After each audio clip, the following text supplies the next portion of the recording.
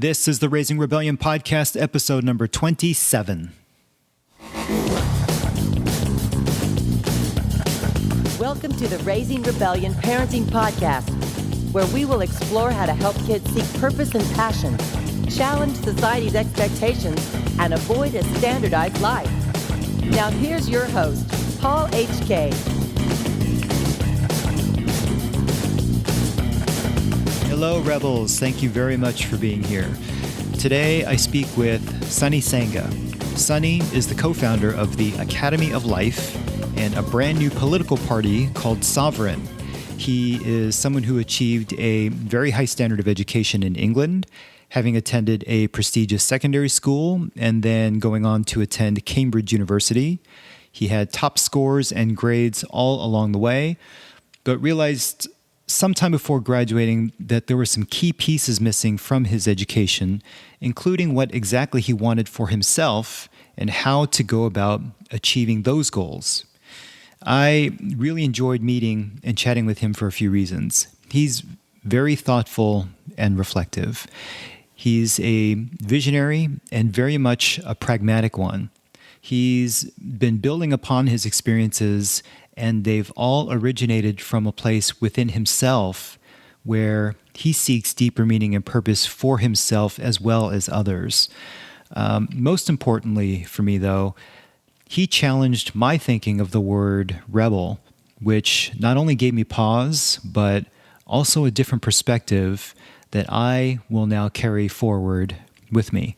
He's someone who has already helped many find their unique paths in life and continues his great work with his current projects. He's really interesting and an inspiring human being.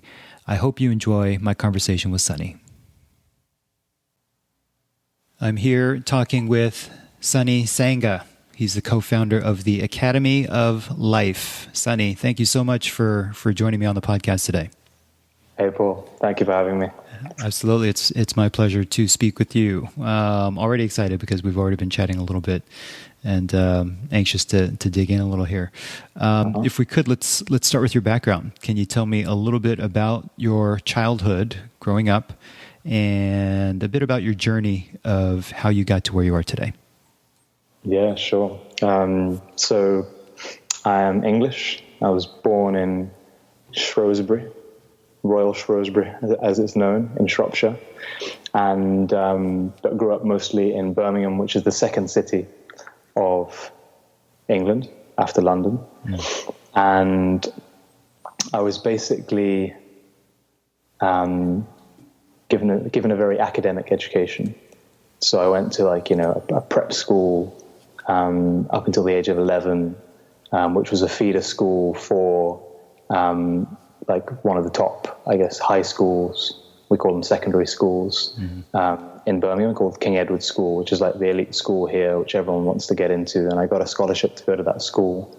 It's a very historic old school, which does, prestige and tradition very well. Tolkien, the author of Lord of the Rings, went there, and a lot of other kind of luminaries have graced that school. But it was very traditional, very academic. And basically, I spent my time being prepared to do well in exams, get good grades. And I did that pretty well. I got some of the top grades in the country just throughout my education, and then continued on the path that was laid out for me, and ended up going to university, as did everyone in my year at school. And I went to Cambridge University, and I studied archaeology and anthropology, and ended up with a degree in social anthropology. And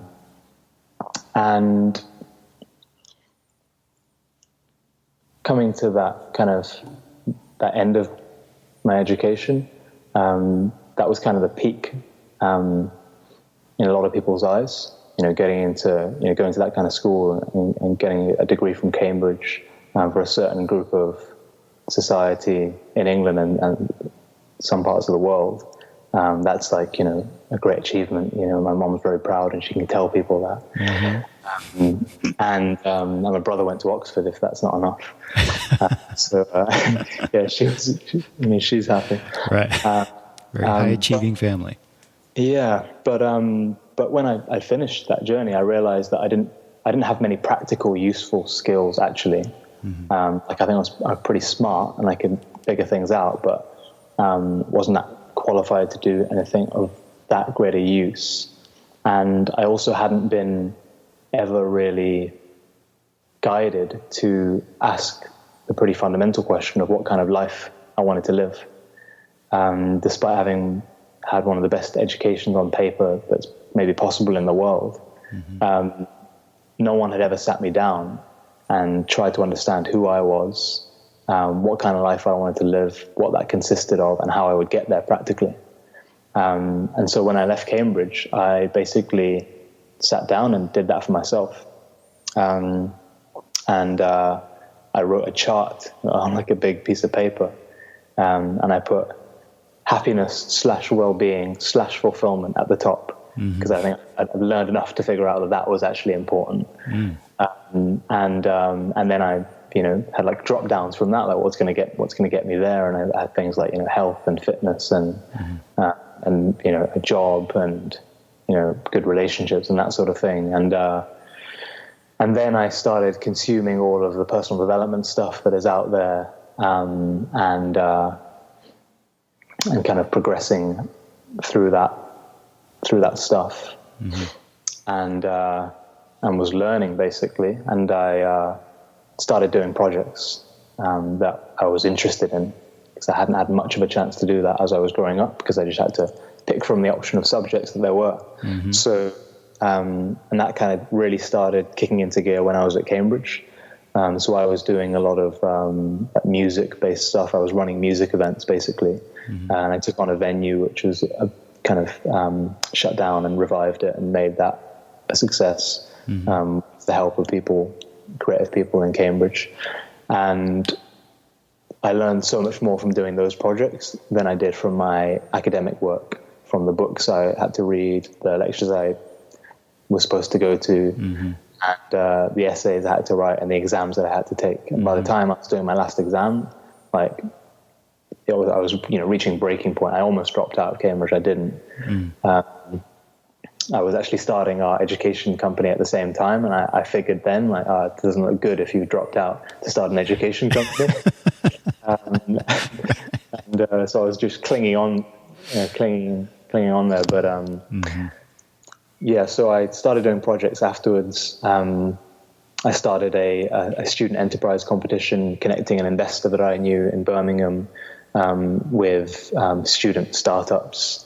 We helped him invest in a couple of businesses, and we started doing our educational stuff. So we started doing my brother is my business partner on the education stuff, and we started doing educational courses at first in Birmingham, where we're from, and then around the world, around this idea of how to create a life that you love, and how to, what does success mean in the 21st century. And we were focusing on personal development, communication, entrepreneurship, and technology.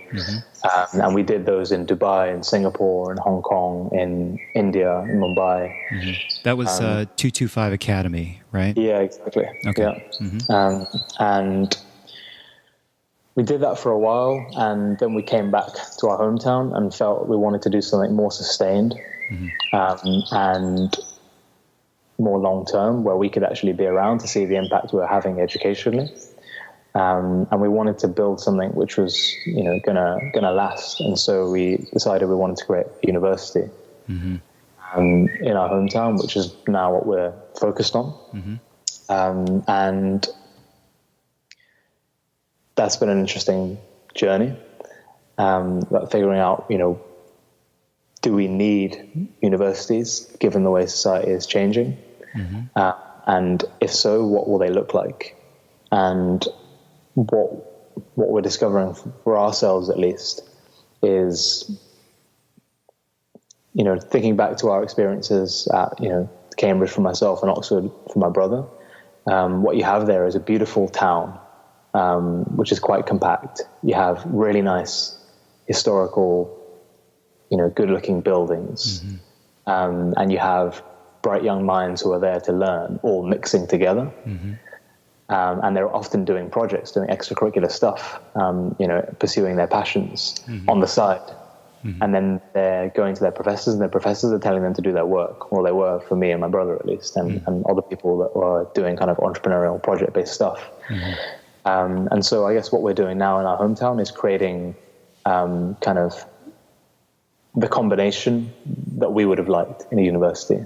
So a great building and a kind of campus environment, a great community of bright young minds wanting to learn, but focused on learning by doing real world projects. And so we are now in the process of transforming a grand historic old hotel in our hometown into a new kind of university, which will have residents including students, but also creatives, young professionals, entrepreneurs, all living, eating, working in the same space. So that's how our kind of educational stuff has got to where we are now. Another project that I was doing in parallel to our educational stuff after I left Cambridge and graduated was the rather grandly named World Forum for Institutional Experimentation, which was kind of a network of utopians, as I called them, people who really wanted to make the world a better place and were pragmatically creating projects to do that, which have a decent chance of getting somewhere. That was kind of my criteria, and I met a lot of those people. I was very inspired by meeting a lot of those people and hearing about their projects. And we did a few events and dinners, kind of bringing together these sorts of people in London and San Francisco. We did an event on the future of government, which Tim Draper hosted in California a couple of years ago. And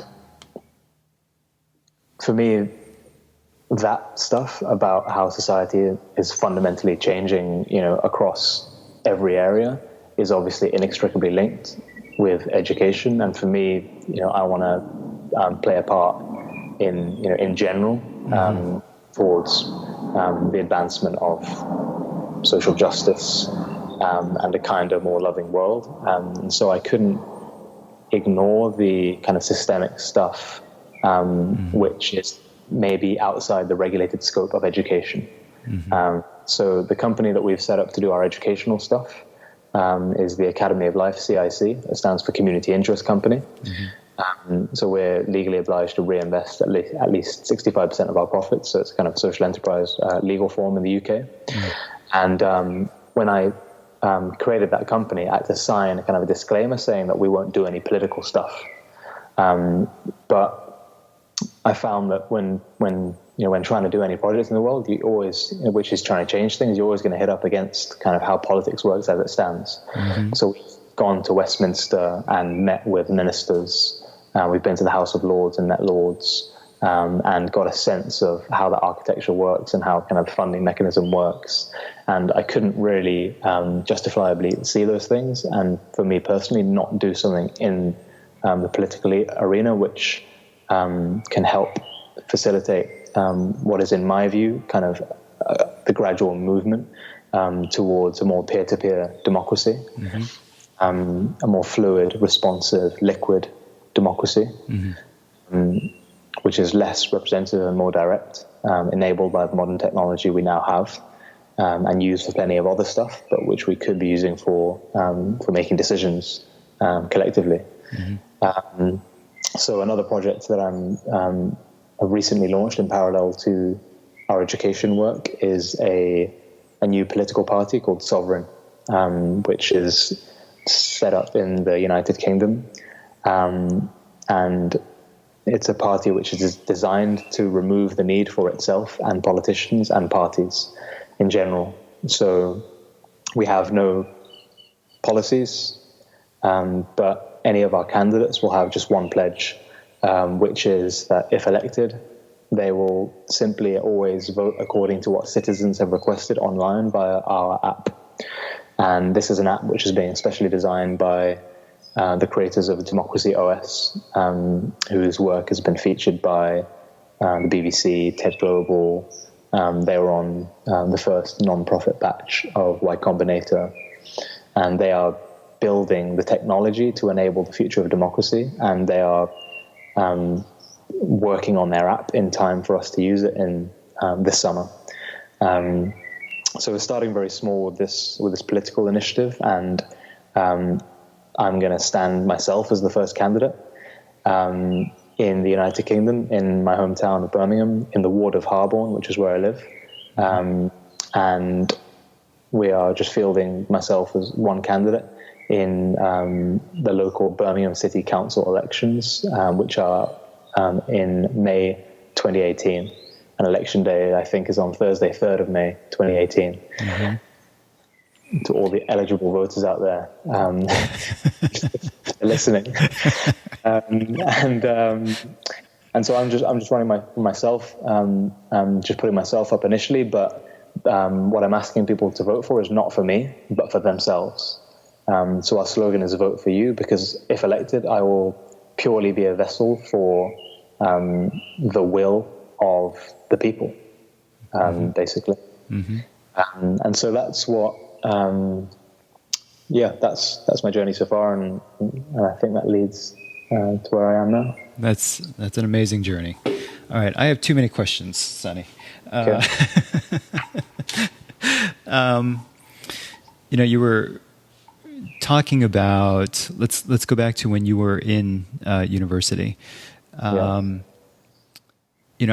curious about how you sort of came to the point of where you were already, you mentioned you were already starting to get a little antsy, and you were really hanging on, because you were very close to quitting university. But at the same time, you were working on your educational project, and probably wouldn't be a good idea if you quit university while you're working on an educational project. Right. So you thought, right. Well, I mean, I think it only could help, right? You may not have necessarily needed it, but by finishing it, it probably helped to say that you had a degree. Possibly, yeah. I've come across some research that a friend quoted to me that was an experiment. I think it was with Berkeley, where they basically compared the earnings of people who had graduated with a degree from Berkeley with the earnings of people who had got into Berkeley and then dropped out. And I think they were remarkably similar. Yeah. And that, I think that says something about the sort of signaling value of a degree. And basically, particularly with Oxford and Cambridge in the United Kingdom, just getting in at the undergraduate level is a very tough thing, just statistically. Right. And so it's kind of a marker of certain things, like a certain level of discipline and hard work and memory and sort of cultural factors as well. Listening to the right things and reading the right things and speaking in a certain way. And to a certain extent, part of me thinks that I've never shown my degree to anyone. But I've said that I went to Cambridge, or I got into Cambridge, so I'm not sure about that. But anyway, it's happened now, and I graduated. Right. Where do you think that, the feeling that you started to have in university, where you started to get a little antsy, where do you think that came from? Well, honestly, I think there's something within each of us which kind of knows what we really want to be doing and who we really are. And some of us are better at suppressing that than others, and some people are in environments and are around people that kind of lead to it being suppressed or more or less. And I'd gotten very good over my education at telling that part of me to shut up. Got an exam to prepare for, I just didn't know. I hadn't realized yet. So I guess, there were rumblings of that since I was, much younger, probably through childhood and, through my teenage years, feeling like, Charles Eisenstein talks about it as like a sense of wrongness, which a lot of people feel kind of under the surface somewhere. But more practically, I think actually like the internet is a big part of this. And I remember quite specifically when I was at Cambridge, like maybe in my first or second year, so this would have been about 2010, 2011, 2012. Just like being on the internet and seeing stuff, and particularly seeing stuff about technology and how technologies are kind of converging and growing exponentially. And I remember coming across, like Peter Diamandis kind of stuff about abundance and that kind of stuff. And you can't help if you're kind of like, looking at things just plainly and directly and kind of maybe kind of honestly, you can't help but look at that and think. Well, I couldn't anyway. And that got me thinking. I was starting to like extrapolate from what was going on and the pace that things were happening. Big global events like the Arab Spring and stuff like that were also happening. And you can't help but look at that stuff and compare it with, and just thinking almost kind of self-interestedly, like, is what I'm doing now actually gonna usefully meet what's going on outside of me if I carry on doing what I'm doing now? And I've just continued to come to the conclusion that it wasn't. So I've just been responding to what's around me since then, basically just as quickly as I can, and trying to do the right thing by those around me and the events around me. Right. So that was kind of, I've actually had the same thought as, people get involved in things that are important and interesting to them. And at some point they take a look and they turn around and say, well, if I'm interested in this, there have to be other people out there that are as interested as me. Why not put this information out there to help others at the same time? And, it really feels like that's sort of been a common denominator in the work that you've been doing from, World Fix to 225 and now to Academy of Life. Tell me about some of the people that have been a part of, let's say, 225 and the Academy of Life. These people, how do they find you? Is it just, something that they connect with and they reach out to you and say, hey, I'd like to be a part of it? Or how do the dots get connected there? Yeah, well, I guess like a lot of things just start off with family and friends, don't they? So, my brother and I had a very similar experience of education. And then we're working together kind of pretty soon, like while we were still at university, and then carried on working with each other after university and still are working together now. And so we share that mission, and then we kind of drafted in friends who are the same generation. They're our peers, and they recognize a lot of the same stuff. That education is not really adapting and responding to the needs of society and the needs of people of our age. Yep. And so one of the first people that we got involved with 225 Academy, for example, was a friend of mine from Cambridge, who had actually been assigned as my college dad when I arrived in Cambridge as a kind of buddy mentor. Right. And that's exactly what he's ended up being. And not only was he a mentor for me, but he was kind of one of our chief mentors for 225 Academy, who we took around the world to lead these workshops with young people. And this is my friend Tom England, who's an actor and coach of communications stuff and facilitator of different community workshops. And myself, my brother and Tom, drafted in other people of our generation, basically, with different skill sets. So some were technologists, some were kind of, mindfulness coaches, or experts on synthetic biology, or art and creativity, different areas. And we kind of assembled this cast of mentors and flew them around to these different places, just to sort of be around the young people that came. So the young people that came were largely 13 to 18 year olds or 11 to 18 year olds whose parents had caught a glimpse of our messaging and ideas, and it resonated with them. So it was interesting doing these workshops in these far-flung places around the world, because we recognize the same stuff happening everywhere. Right. So everywhere you go right now, there are parents who kind of know that the education that their kids are doing is not necessarily that well adapted to the needs of the modern world and is not changing that fast. Or if it is, the change stuff is allowed to happen on the weekends or after school, but the core of what's going on at schools, which is, get ready for exams, so you can get into a certain kind of university, like that's not really changing much, or just not changing fast enough according to the desires of students first and foremost, and parents. So yeah, we met a lot of it was great research, basically, to understand the education system around the world and the parallels that are existing and the common threads. And so we came to the conclusion that it all exists here as well, in our hometown. So let's do it here. Right.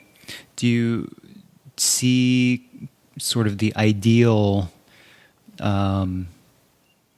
age range of people that would attend the Academy of Life, I guess as residents? I mean, would they be post-university or pre? Yeah, now the Academy of Life, we're basically going to look for, so the residents for the building will be 18 plus. Okay. So they could be, young creatives, young professionals, entrepreneurs, who are working, like living and working in Birmingham. Could be older people as well. I think it'd be great to have as diverse a mix as possible. And then people that will be engaging kind of in the building in a non-residential way. So, people coming to events and speaker events and social events, or coming to the community restaurant and kitchen and or the health and wellness rooms when we have these things. Those people would be great to have all ages, and particularly people who are below 18 who are at school right now. And, I guess a hope we have is that we could potentially get existing students who are 18 plus living in our space while still studying at a conventional university. And I think what just a prediction, I think what's going to happen later is that students who are now under 18 are going to come to a point where they look at us compared with other conventional universities and decide, maybe I'm going to live at this place. Maybe I'm going to find the money to be able to live at this place, or initially just come to their events and work with people here, collaborate with people here, network with people here in an exciting educational community, and not necessarily get into, £60,000 worth of debt doing a traditional 3-year or 4-year academic degree at a conventional university. So that's kind of where we are, where we're moving towards. And we've already found students who are kind of that mindset. And there are students who have come to our events already who are basically on the precipice of going to university and have waited and decided to take a year because they have this sense that there's a rich community here, in the place they live, where they can learn and find collaborators and find mentors and get work. And they don't necessarily need to go to an institution to get a degree and be taught by professors who are not necessarily real world practitioners. So I've been kind of struck actually by how even, 17, 18-year-olds have like their heads switched on when it comes to this. And there are some, it's still hard, I think, but there are some who are turning away from that and striking out as pioneers on an alternative path. And I guess it's our job to build out a pathway which can be more and more appealing to more and more of students who feel like they want something different. Because we also feel there is still a need for the traditional academic institutions. If for some people, a few hundred years from now, if you want to spend a few years reading philosophy and discussing philosophy or other subjects with, great philosophers, maybe going to Oxford is the best thing for you. Mm-hmm. That's still going to be the case for a long time. Mm-hmm. Probably, their buildings and their land certainly isn't going anywhere anytime soon. Mm-hmm. Mm-hmm. But what is also true is that there's a need for a new level of richness of pathways. And so we're trying to create one more.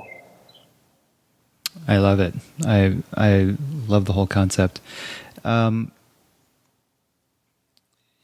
do you think? I mean, I think there is definitely room for those to kind of coexist, right? The more traditional educational path versus the ones that are looking for something a little bit different, right? Yeah. And I would agree with you. I think that, there is a need for traditional. For the ones that maybe just don't know or just haven't had the time to think about it, you seem like you dedicated yourself to put in the time to think about what it was that you wanted for yourself. And I feel like a lot of students just don't have that time or don't know that they should maybe be taking that time, Yeah. Where do you think that should come in the whole process? Or is it just different for everybody? People just need to go through experiences. I mean, you might be a good example of that. You went through university, and as you were going through it, that's where you kind of came to your realization, right? Do you think you just head down that path until you come to that, or what do you think?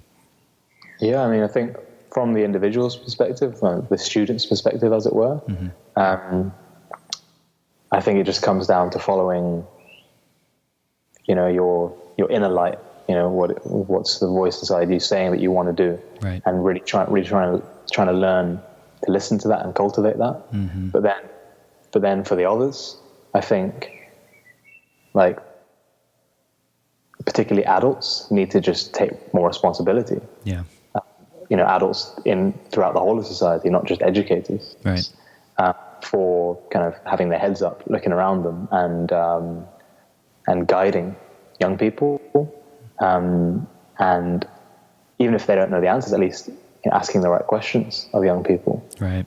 So I'm really still struck by how no one ever asked me these quite basic things, like, what kind of life do you want to live? But maybe ask you, like, what do you want to be when you grow up? Mm-hmm. But the whole premise of that is kind of like, choose from these options, like astronaut, policeman, right? Lawyer, doctor, right, if you're Indian. And so I don't think it's just down to educators. I think it's down to everyone. But I certainly wouldn't place too much faith in traditional academic institutions for doing that sort of guidance. And I think that's a bit of a tough point we have, certainly in the United Kingdom. I'm not sure what it's like in the States. But I went to Cambridge. I guess, Cambridge doesn't pretend to be this academy of life. It doesn't pretend to be an institution which is set up to, well, maybe that's not true. I think Cambridge is primarily, it's a bookish place where a lot of academia and research happens, and that's a lot of the focus. Mm-hmm. And the same goes for a lot of, the established universities in the UK. Mm-hmm. And the other ones who are not so prestigious kind of imitate and ape them, and adopt some of the same things. And so that's what they're focused on. But when you're a student who's just been told to apply to one of them because that's what you do, you kind of think that they're going to be. You don't know that. You don't know what they're all geared up towards. Right. So I kind of went into it, perhaps naively, thinking that they're going to do something for me, like, in a very they're going to be like, I thought they'd be more interested in me, I guess. Right. And kind of what life I wanted to live. And I was disillusioned during that process, but I can't really blame them for that because they're not really set up for that. Mm-hmm. Maybe they try and be too many things to too many people, and if they were really honest with themselves, then they could be more clear about what they are and what they're set up to do. But I don't really have any ill will towards it anymore, while also recognizing that when I met my academic supervisor at Cambridge, he generally seemed more interested in whether I was going to do a PhD so I could help him research his next book, perhaps, rather than, what I was going to do and what I wanted to do. But I don't blame anyone for that, because that's the life they're in, and that's their gender. It's just a bit of a miscommunication and maybe a lack of openness and lack of understanding. Yeah.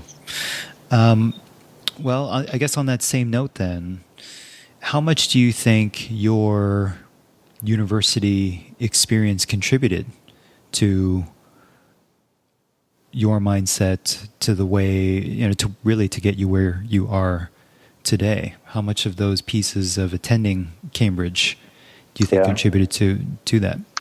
Yeah, and I certainly can't pretend that it wasn't helpful, because it's still the case that it's a big kind of social signal. I was giving a talk about the Academy of Life recently, and my brother and I mentioned that we'd gone to Oxford and Cambridge, and the crowd of students almost burst into applause before I stopped them. and even though we were talking about kind of doing a university very different to that, and so it does carry weight, and I'm sure it's helped people take us more seriously. Right. But that doesn't mean that I want to give that any more power.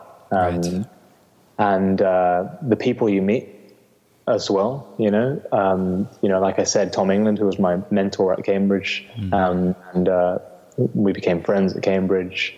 I then worked with him on our business project straight out of university, and not just him, but other people from Cambridge and my brother's time at Oxford, who we pulled together. So we had, a direct access to talented people in different areas.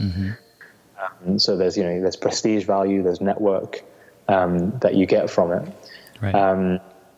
So as it stands, I could totally see why a smart, ambitious individual would still opt for those paths. But I think increasingly there's alternative pathways which are opening up to maybe the kind of the more bold and more daring. And I do think you can learn at a faster rate and kind of have a more interesting experience potentially, and going down some of those routes. But I totally understand why someone wouldn't take those routes yet. And there are certain things which existing universities have which are going to be very difficult for other communities and groups to recreate anytime soon. So my brother, when he was at Oxford, he became president of the Oxford Union, which is a world famous historical debating society, where 6 former British prime ministers have been past student presidents. So when he was when he was 21, he's running like a big organization with big grand old buildings and hosting Theresa May, who's now the prime minister, and hosting all these world leading business figures and political figures and celebrities. And that was a real richness of experience for him in Oxford. And there isn't an Oxford Union anywhere else in the world. You kind of have to, if you want to be running the Oxford Union, then you got to go to Oxford. Right. It kind of goes hand in hand. So when we talk about the people who would be coming to the Academy of Life, I mean, I'm going to guess that there is going to be some sort of application process, if you will. You wouldn't be looking for the traditional kinds of students, right, who are applying to a traditional university. What kinds of people do you see applying and being accepted? What kind of community, I guess, are you really looking to create? I know you touched on this a little bit earlier. Yeah. Well, we want to be very open and very inclusive. So we're going to be inviting people through an event initially that we're doing in September, on Saturday, 23rd of September. We're doing a big showcase at the building that we are earmarking to transform into the Academy of Life. And the night before, there will be some people who stay over a night at the hotel. maybe between 50 and 100 people. And so we're going to be reaching out to people who would be interested in that. And if you're interested in that residential experience overnight, coming together with a diverse group of people from the city, to be part of this kind of pop-up university event, which is then going to become a full-time residential university. Then if you come forward for that, then you're already kind of in with a shout. It's kind of self-selecting. And so the people we kind of envisaged for that, there's the area of Birmingham where we're setting this up. It's called Digbeth, and it's been earmarked by the city authorities as the kind of emerging creative and cultural quarter of Birmingham. A bit of like what Brooklyn is like now. Digbeth is still in the very, very early stages of, but it's got some stuff happening. There's creative companies there. There are lots of music events, kind of cool, trendy things like street food events and that sort of thing. But it's still kind of fledgling and early stage. And what's interesting is that there's a lot of people working there, kind of all in these trendy, creative, digital startup areas, but very few are actually living there. There's not much living space there yet. So a lot of people are commuting from quite far out to come and work there. And so we're going to go and speak to those people and say, how about living where you work and where you play and where you eat and where you socialize? And that's going to be, Birmingham's already a very diverse place, the most diverse cities in Europe. And so we'll draw from that.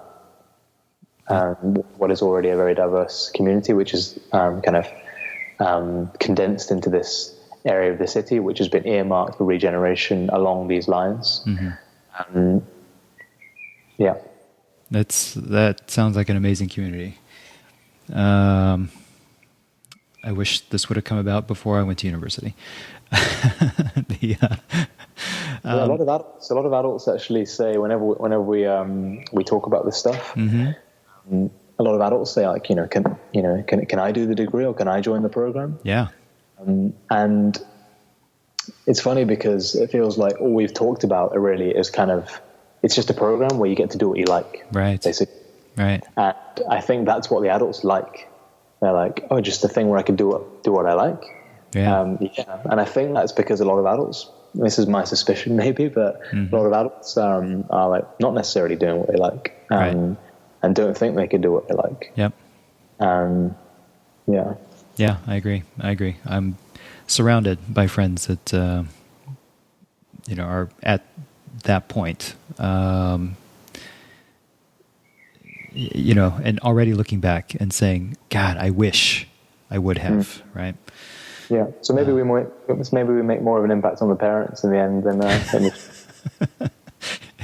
it's going to be a residence full of middle-aged adults as opposed to younger kids. Yeah, they can afford a bit more rent as well. That's true. Because it is a business too. Charge them a bit more. That's right. Recreate your childhood by coming to pay this much in them. Okay, let's talk a little bit more about Sovereign, if we could. Sure. I don't want to take up too much of your time. So you were talking about, I know it is a political project, and you were talking a little bit about, why you started Sovereign, but, can you talk a little bit more about the connection between education and this new political project that you're working on? I think it makes a lot of sense.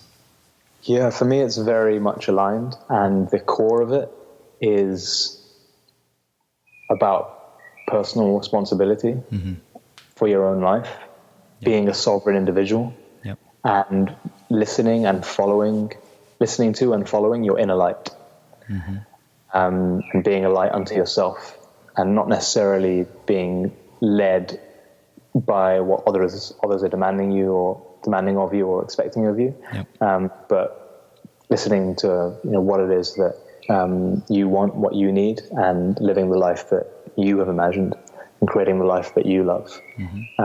And so all of our educational stuff has been very self-directed, built around the students' own interests, from the bottom up around them, sort of never really having a program, which is where we tell you what you should know, what you should learn, what you should be interested in. And exactly the same principle is at play in the Sovereign Project. We're basically giving people an option to not give away their power to a representative, a politician, or a party, but to hold on to their power and vote for themselves. And so for me, Sovereign is, it's part political project, part art project. Because, it'd be nice to win, but it'd also be nice to create an experience next May, at first locally, where people can go into the voting booth and have options in front of them. And there'll be conventional options, which are, a candidate's name, the party that they belong to, which will more or less always be an established mainstream party, which has been around a long time. Right. And then they'll, say, put your cross here. And then there's now, with Sovereign, going to be an option which says vote for you. So it's an option to keep your power, rather than give it away. And I think there was a time when, just as with education, there was a time when the previous, or the current system made sense, but technology and society have moved on, and so our politics and democracy needs to change, just like our education needs to change. And I think the common factor is that it needs to become more responsive, and more liquid, and that means things operating on a peer-to-peer level, without these representative layers of bureaucracy, which can make us feel safe, but which often inhibit a lot of innovation and autonomy and freedom, in my view. Yep. Makes perfect sense to me. I love it. Okay. Let me ask you one final question, if I could. Sure. On the podcast, I explore how we as adults and as parents can help raise rebels, where we help give kids perspective on what's possible outside of the status quo in order to help them seek and explore more meaningful lives to themselves. What advice can you give to parents or to kids who might be listening on how to become a successful rebel in life? That's a funny question. I'm tempted to rebel against your question, Paul, because being English, that kind of language doesn't go down so well around here. Okay. Right. The whole disruption, rebel stuff, I think it's more suited to the US. Kind of the whole startup disruption is kind of lionized in the US, and in the UK, even if you are kind of a new disruptive startup, I don't think you'd ever call yourself that. I'm part of me is a bit uncomfortable with that framing of things, because I started off with that vibe a bit, I've always been a bit skeptical of any system that I was in. So, I've kind of started off things with that spirit of being kind of rebellious, and now I realize that it just kind of gets in the way, and doesn't necessarily, it maybe has its time and plays its part, but it doesn't necessarily in the end facilitate things going as smoothly as you'd like if you really want to achieve your aims. And so the projects that we've been doing, that I've been doing the last few years, have been very humbling, And I think when you're able to like get over yourself as much as possible, and I needed to get over myself, and the idea of myself as being this kind of disruptor, who's changing things and making things how they should be. I've now found myself in a position where I'm kind of just trying to be useful and helpful, and serve others around me, because there's a lot of attachment to the systems that we have right now, and there's a lot of good to be said for them as well, and there are a lot of good people who make up that system, right? Who are not evil or malicious, right, or stupid. They're playing their part, so I've kind of realized now that I need to be less of a rebel and more of a servant of transition, I guess. Although that even that might annoy some people, but you can't please everyone. Right. Wonderfully said. Wonderfully said. Okay, well, if people want to find out more and keep in touch with you, find out more about Academy of Life, with Sovereign, where can they go online to do that? We can put some links in the show notes below. My personal website is sonnysanga.net, and people are welcome to contact me there. And yeah, I think the other links we can put in the show notes, and I think they may be on my website anyway. Okay. Yeah. Absolutely. Well, Sonny is the co-founder of the Academy of Life and the new Sovereign Project, both of which I am eagerly going to be keeping track of, as I want to see how these things grow. Both fantastic projects. I'm hoping they spread here to the States as well, because I think they're really just fantastic. I love how you put that you have become this servant, for transition. I think that's a wonderful phrase.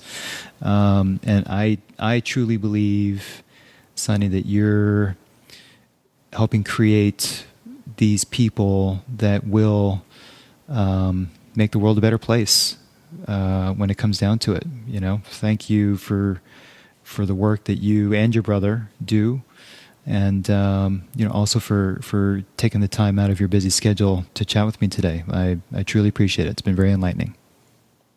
Thank you, Paul, so much for having me. It's been really fun to chat. You're a great conversation partner, and I feel even more relaxed than when I started. Okay, fantastic. Well, listen, if there's anything I can do, to help you and your work, I'd love to do it. So please never hesitate to contact me. Thanks. Yeah, we'll definitely be in touch. Okay. All right. Very good. Okay, Sonny, we'll talk to you later then. Great. Thanks, Paul.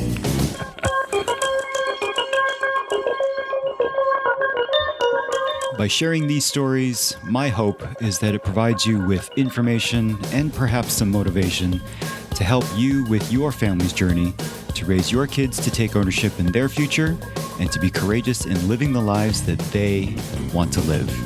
The show notes for today's episode are over at raisingrebellion.com. And if you're enjoying the show, I'd of course appreciate it if you help spread the word or left a review over at iTunes to help others find the show as well. Very grateful as always for you being here. And until next time, go Rebs.